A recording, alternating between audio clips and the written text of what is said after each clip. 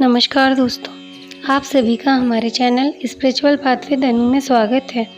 आज मैं आपको अनंत चतुर्दशी की कथा सुनाने जा रही हूँ। एक बार की बात है, महाराज युधिष्ठिर ने जब राजसूय यज्ञ किया, उस समय यज्ञ मंडप इतना मनोरम बनवाया कि जल स्थल की भिन्नता प्रतीत ही नहीं होती थी।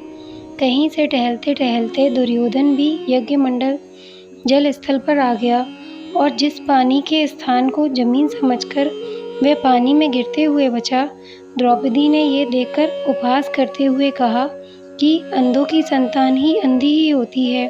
यह बात दुर्योधन के हृदय में बाढ़ जैसी लगी और तथा बदला लेने की मन में ठान ली। कुछ दिनों बाद ही उसने पांडवों को बुलाकर धूतकिया में परास्त किया।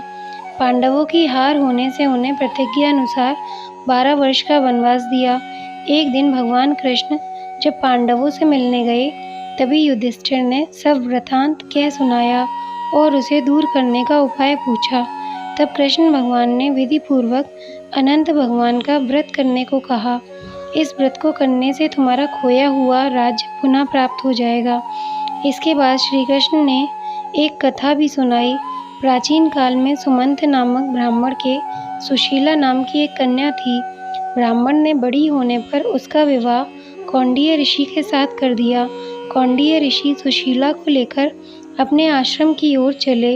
रास्ते में ही संध्या हो गई। ऋषि नदी के किनारे संध्या करने लगे। सुशीला ने देखा वहीं पर बहुत सी स्त्रियां किसी देवता की पूजा कर रही हैं। तब सुशीला ने उनके पास जाकर पूछा, आप सब किसकी पूजा कर रही हैं? तब सभी ने सुशीला को अनंत व्रत की महिमा बताई। शीला ने वहीं उस व्रत का अनुष्ठान किया और 14 गांठों वाला डोरा हाथ में बांधकर ऋषि कौंडिन्य के पास गई।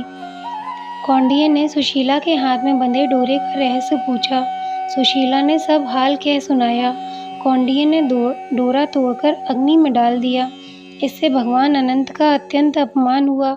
परिणाम यह हुआ कि ऋषि सुखी न रह सके और उनकी धन दौलत सब समाप्त हो गई।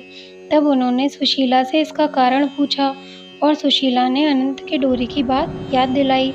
कौंडिन्य पश्चाताप से उद्विग्न हो उस डोरे के लिए वन में चले गए।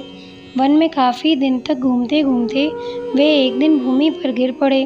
तब अनंत भगवान ने उन्हें दर्शन दिए और बोले, हे कौंडिन्य, तुमने मेरा तिरस्कार किया है, उसी से तुम्हें इतना कष्ट भोगना पड़ा है।